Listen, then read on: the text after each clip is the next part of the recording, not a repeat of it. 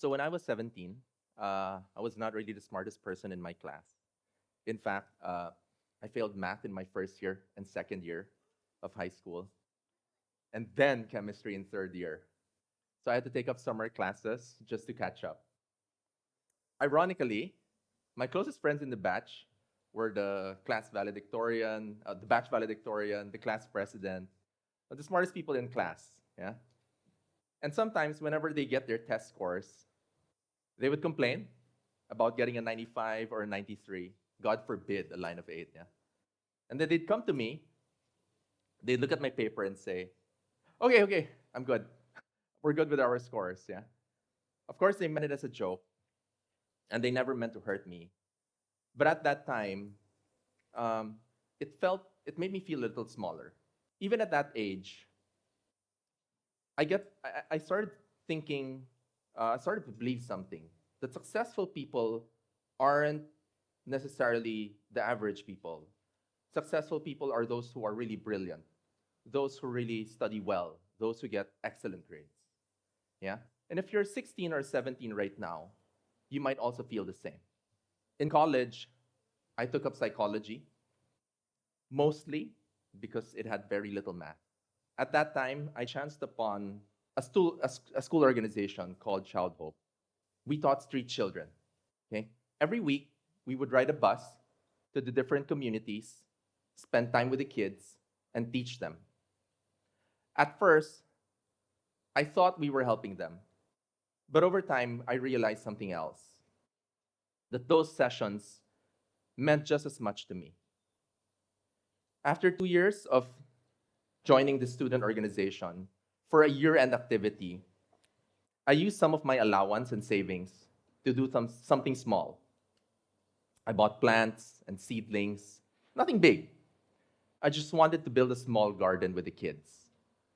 I remember that rainy day. We were muddy, tired, figuring things out as we went. But in the end, we built something simple, something real. And the kids were so proud of it. It wasn't just a garden, it was something they created, something that lasted, something they could call theirs. As I was nearing graduation, I had a clear plan: apply for an HR job. It was related to my internship, and it matched my psychology degree. But one of my philosophy professors said something that stayed with me.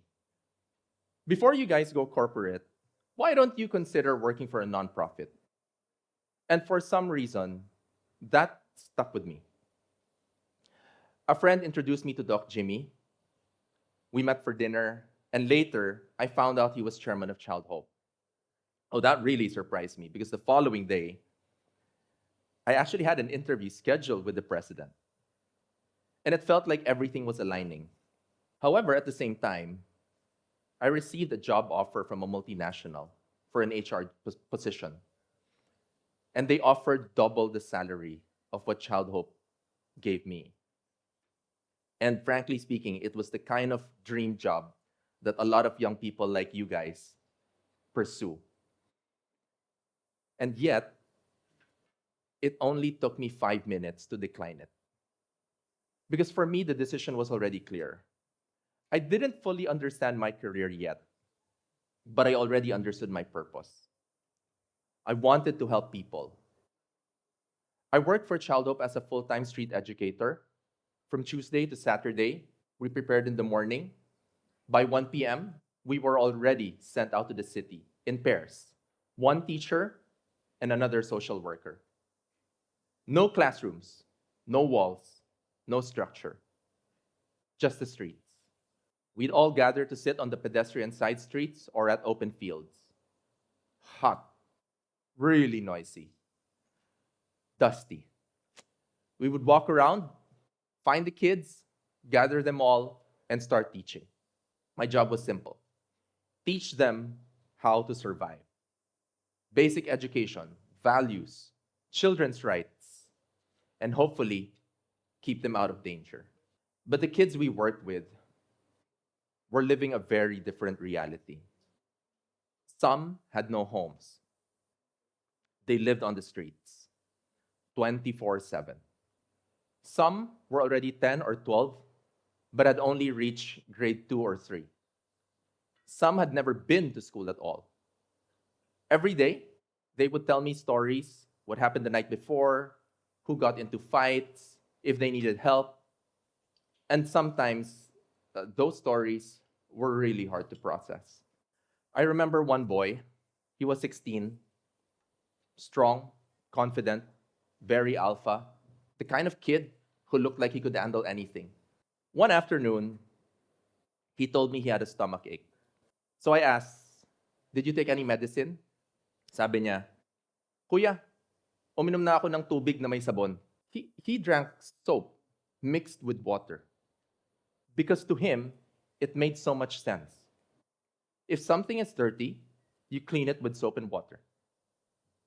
Another time, I had 3 young kids, all below 10 years of age, with deep red gashes on their legs.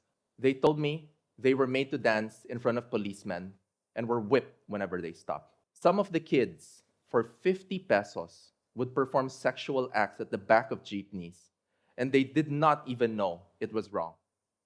To them, it was just a way to eat. For 5 pesos, they could buy a few drops of rugby, glue, and sniff it just to forget hunger. My work in Childhope was physically exhausting.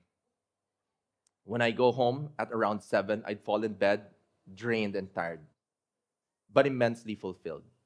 At night, even during my rest, I would get a call or two, which meant one of the kids were probably in an emergency or got arrested or got rushed to the hospital. That is why every day there is this burden that all these kids under my watch, under my care, and if I don't show up, they all go hungry. Or something far worse happens. In my first year alone, I lost 2 boys. They had been sniffing rugby all day. One of them walked to a nearby creek. Heavy rain. Water was gushing violently. He shouted Superman, jumped into the creek, and eventually drowned as he was dragged underneath and far away. And still, the next day, you show up again. Because my job is to buy them time until they can get out of the streets. Time until they can get a better life. For the past 20 years, I've continued working with Child Hope, and I've never found the heart to leave. Because I know that one act of kindness, one conversation, one lesson can mean everything to them. And sometimes it starts very, very simply. If you guys ever feel lost or sad, if you feel like you don't have direction, buy a Happy Meal. Find a street child, give it to them. But don't stop there. Sit down, ask for their names, ask about their family, or if they go to school. Listen, and you'll see something change. Not just in them, but in you. A few years later, my family and some partners started a small college. I was asked to help, not as the president, not as a leader, but as the Photoshop guy. Back in 2008, very few people knew Photoshop. Then eventually, they asked my help to run marketing. And for the first 3 years, I was honestly disappointed with myself. The growth was really, really slow. And every time I sat in management meetings, I felt completely out of place. They were talking financial reports, ratios, operations, percentages, and I could not understand most of it. My background was in psychology, and the only real world experience I had was working for Child Hope. I was giving money away, not making money. And so I started questioning everything. Do I even deserve to be here? Do I even deserve my salary? You see, for a startup school or any organization or business, marketing is going to be the lifeline. And if I fail, I would have been responsible for so many people losing their jobs. And after 3 years, I seriously considered resigning. So I had to make a decision, leave or stay. But if I stayed, I also had to make a massive change, not in the school, but in myself. I ended up enrolling in Masters in Entrepreneurship. The last thing that anyone, even my parents, expected me to do, to go back and study math. Ay. But within the first year, the learnings that I got from my program was immediately applied to our school, and it paved the way for such a rapid growth that would last for the coming years. In fact, it set the foundation to what would become one of the most innovative and forward thinking colleges in the country. The school grew really fast. And in 2016, I was asked by the board to become the president of the school. However, with that came a different kind of responsibility, not just for the school, but for the lives of the students, families, and our team.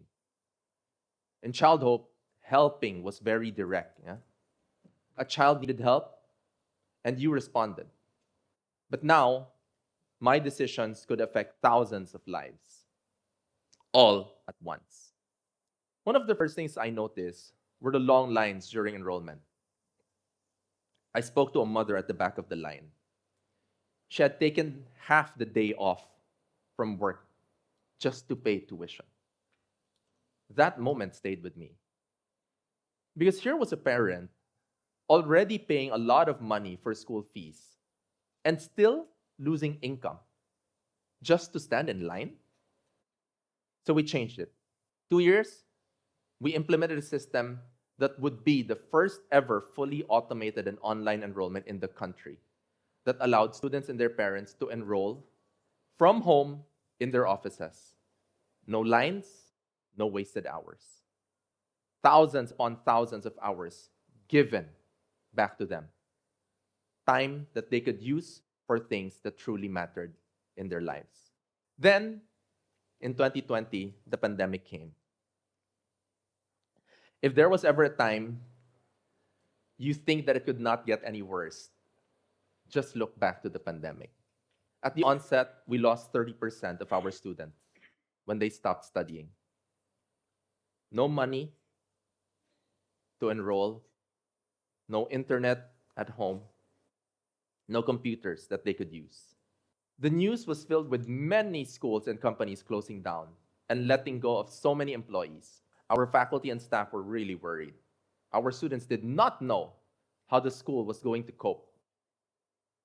And parents were really stressed out and wanting answers and plans.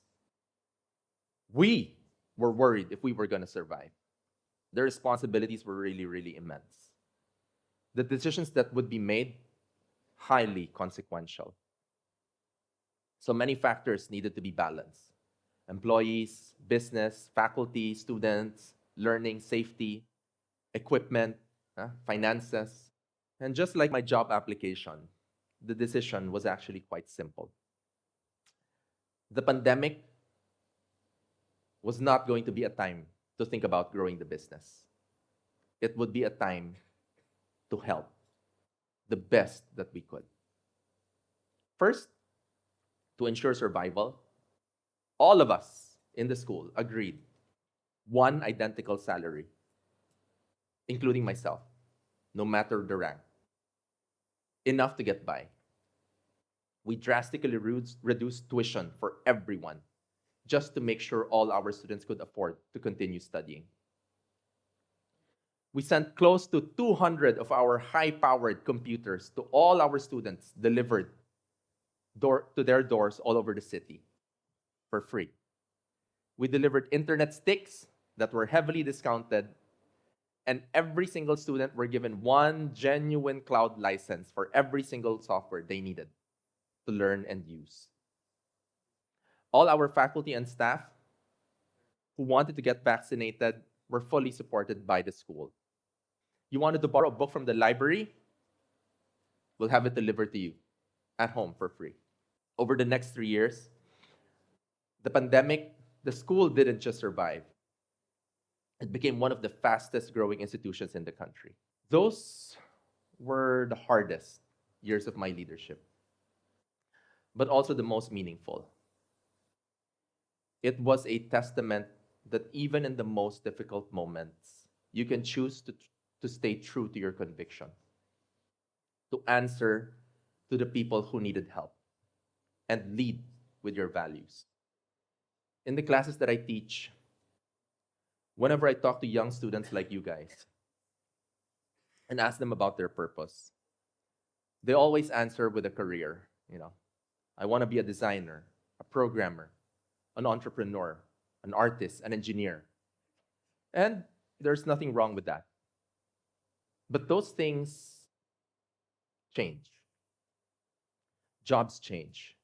Industries change. Technology changes. When I was younger, I thought success was about being the smartest. But looking back, fulfillment comes from choosing your purpose and constantly staying true to it. No matter the role, no matter the job, no matter the title. The decisions that mattered most, the commonality of all the things that I've done, is that I always found a way to help people.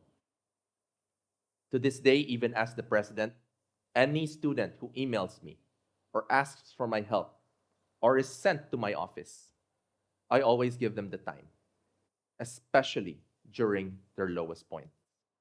At that moment, sometimes what they need most is not a school president, but simply a fellow human being who will listen to them and make them feel heard and understood.